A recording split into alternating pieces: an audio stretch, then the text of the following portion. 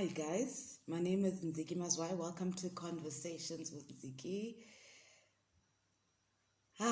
Wow, okay, so emotionally, it wasn't an easy week. And I think that I just want to say that, especially to people who are in my real life,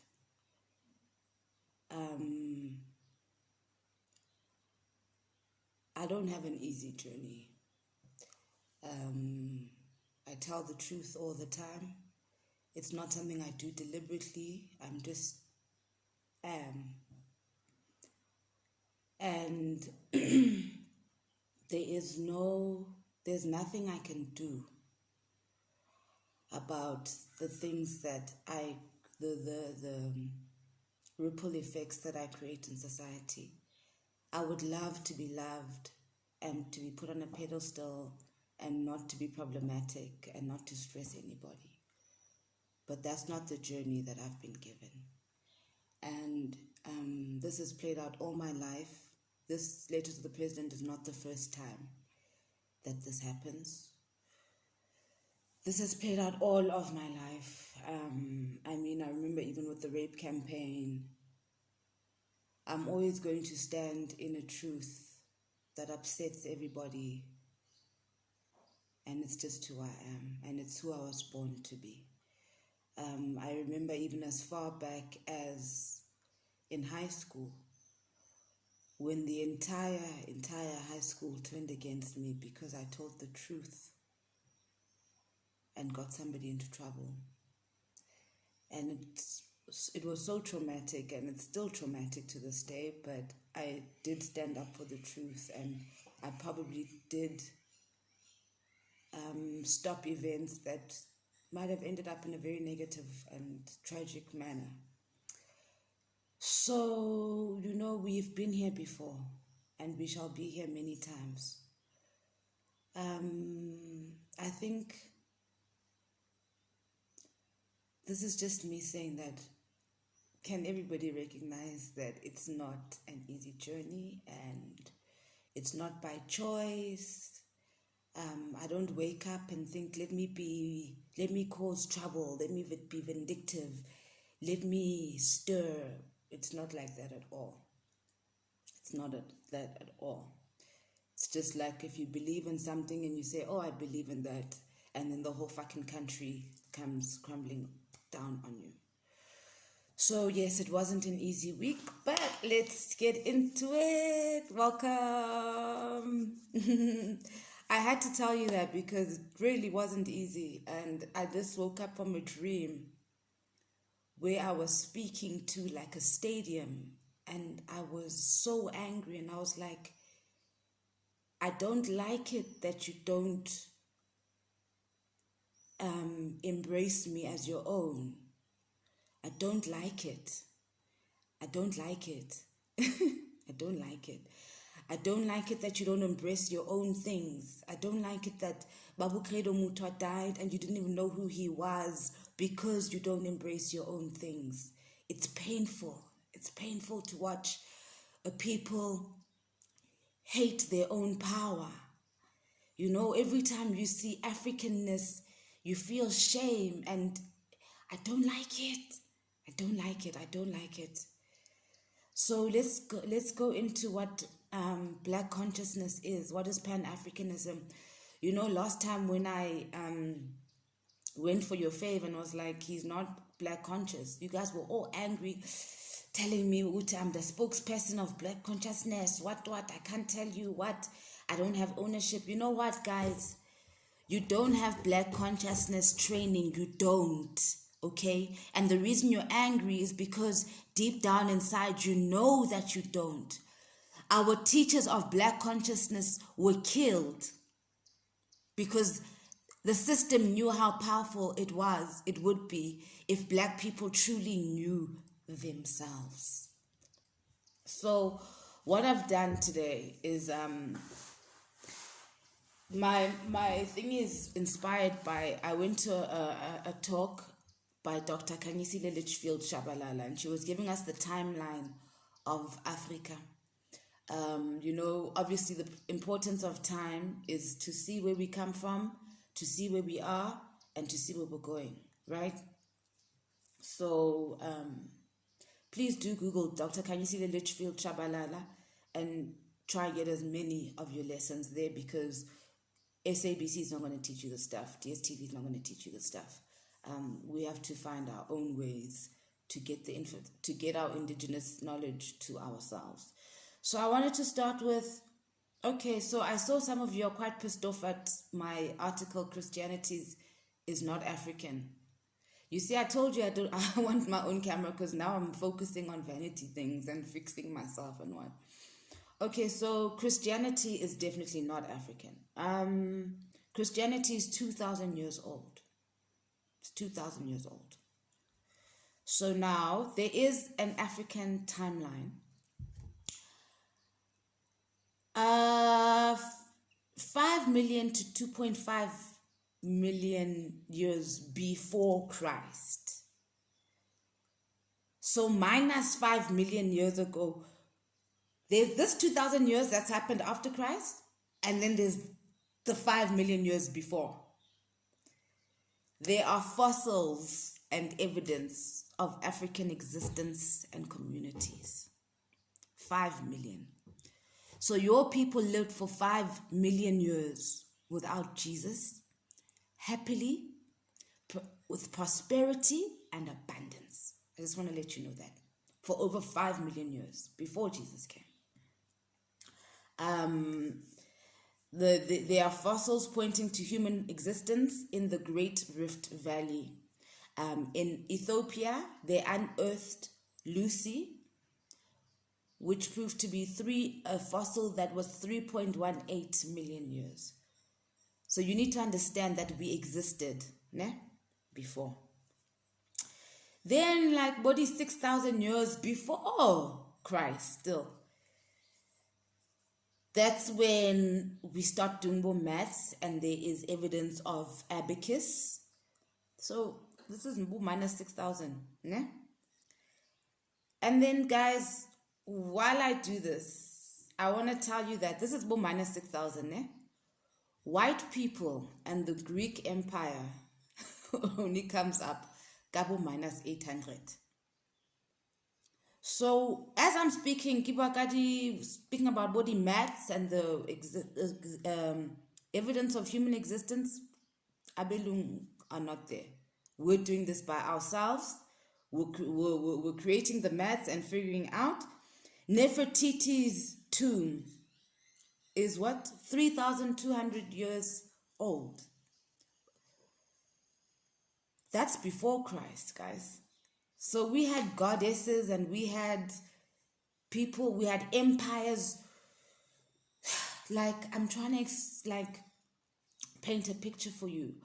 The great artworks and the great architecture, and they are hidden empires in Africa, where you see, like, when people go to Mali and they see old civilizations, guys, these are like thousands of thousands minus BC, before evidence of Christ. And the existence of pyramids, right? First of all, I want to point out that pyramids were built by Black people, and no white people have ever been able to copy that. They don't know how to make pyramids. That was African genius. They don't know how to make pyramids. And there's actually more pyramids in South Sudan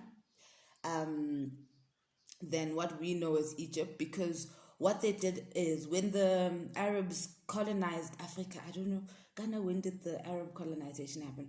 I'm being forced to be a historian now because we're not teaching ourselves, and there's nobody teaching us our history.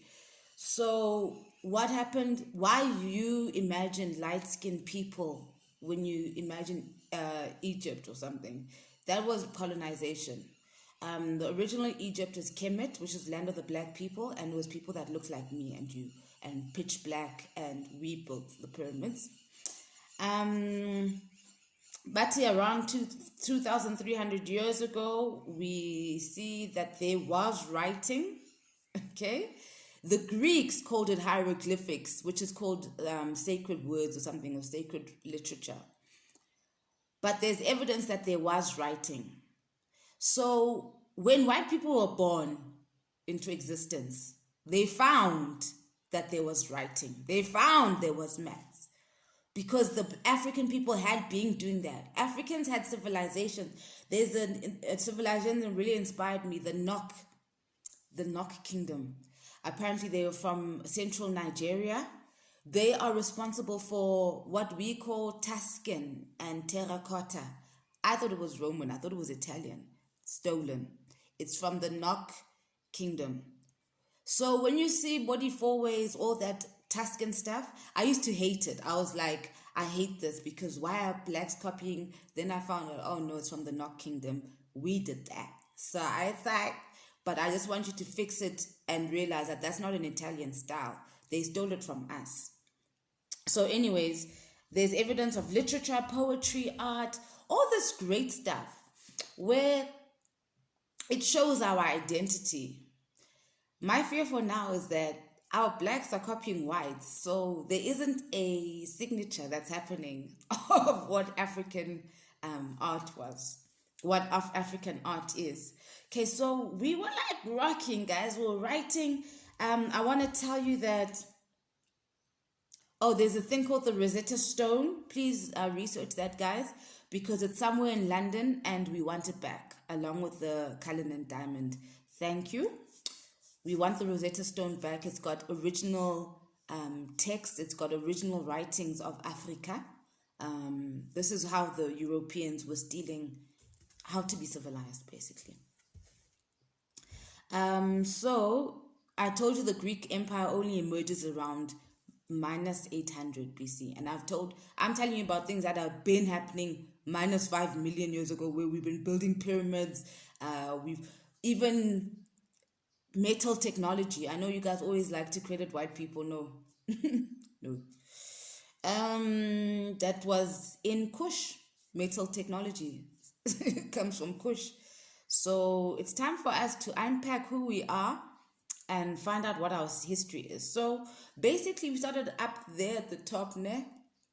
What he came at, then our people, the Bantu people, that migrated down. The Bantu migration. And apparently the Bantu migration, guys, is one of the largest migrations of humans in history. Listen. Like, we came as an army and we came down Africa. You need to understand this. You're not going to hear this on DSTV. So anyways, in Europe, guys, they were experiencing dark ages in minus 400 BC. They didn't know how to wash. They were crawling on the floor. They learned everything from us. You need to understand that. Because I've told you that minus 5 million years, I'm telling you that there were civilizations who were building pyramids. We were informed. There is this inzalo yelanga. It's Adam's calendar ngesilungu, and ngicela ukunitshela ukuthi khona omnye umlungu wase-America obusy ofuna ucolonize leya ndawo, and the government needs to move fast to protect that land. Kumele ngikhuluma isiZulu ngoba lo mlungu ngitsho mnyama. So anyways, bayibiza Adam's calendar, ne? Inzalo yelanga. I need you to know that 145,000 years ago in Inzalo yelanga, which is the area in Mpumalanga all the way to Nairobi, it was a gated community with one entrance, one exit, walled. So when they take aerial shots of, you can actually see, you've seen this when you've Googled Adam's calendar, all those stone circles and stuff. So from the whole of Mpumalanga all the way up to Nairobi was basically an estate where we lived, and we, as evidence shows, we were a community and we created. So this is 140,000 years ago. 145,000. Don't tell me about Abo 1652. This is now. Our 1652 arriving now. I'm talking about 145,000 years ago. There was Inzalo Yelanga, a civilization of Africans doing their own things, doing incredible things. In fact, there is apparently there's a stone that was found there that has the menstrual cycles carved in stone. 145,000 years ago, guys, the menstrual cycle was carved in stone by Africans, by black people. In fact, the first open surgery was done in Africa and it was taught to the Europeans. So be very, very careful when you think that Africans can't live without white people. Be very careful. Where African civilization is disrupted is at the scramble for Africa. That's where, in our African timeline, all development stops. There's nothing we can point to and be like, oh, then we did this. There's nothing. There's nothing. Europe, the scramble for Africa, where they broke up the continent and took the whole thing. It was the first time. We had been colonized before by the yellow people, but it was sections of Africa. Scramble for Africa is the first time in history, in the history of Africans, that the entire Africa was colonized and broken up. And that was where our development stopped as an African people. So moving from there, we haven't done anything. You've been following Christianity. I don't know what you think you guys, your people have been doing prior to that. But I just want to point out that at the introduction of Christianity is where African development stopped. At the introduction of Christianity and Islam is where African development stopped. I need you to meditate on that. To end off, let me just show you, because I need to always tell you that the Bible is made out of myths and legends, but they're now misconstrued. This is a big topic, and I couldn't obviously finish it in 18 minutes. I'll keep unpacking as we go along. But Egypt, 3,000 years before Christ, there was Horus, born on 25 December, born of a virgin star in the east, adorned by 3 kings, teacher at 12, baptized and ministered at 13. Then, lo and behold, minus 1,200 BC, in Greece, there's Attis, born of a virgin, born on December 25. He was crucified, dead for 3 days, resurrected. Then how? In Persia, also around the same time, there's Mirta, birth of a virgin, born December 25, had 12 disciples, performed miracles, dead for 3 days, resurrected, Sunday worship. India there, minus 900 BC, there's Krishna, born of a virgin, star in the east, performed miracles, resurrected. Greece, minus 500 BC. Dionysus, born of virgin, born 25 December, performed miracles, King of Kings, Alpha and Omega, resurrected. Then we come to Jesus Christ, born of a virgin, born 20. Do you realize that Horus happened 3000 BC? Before Christ. You're chasing a Jesus that is umafigizolo. Is that right? Is that right? I'm always supposed to end off on a lighter note, but I actually don't have anything light to say. I'm bloody pissed off that the government did not engage us about 5G. I think that is definitely something. So since we're all in the corona vibes, don't be corona zoned, okay? Corona zone is a verb. Past tense, corona zoned. It is engaging in flirty, romantic, and or sexual conversation with someone you have no intention of dating once social distancing is over. Solely because self-isolation is leaving you bored and lonely. Do not be corona zone, babe.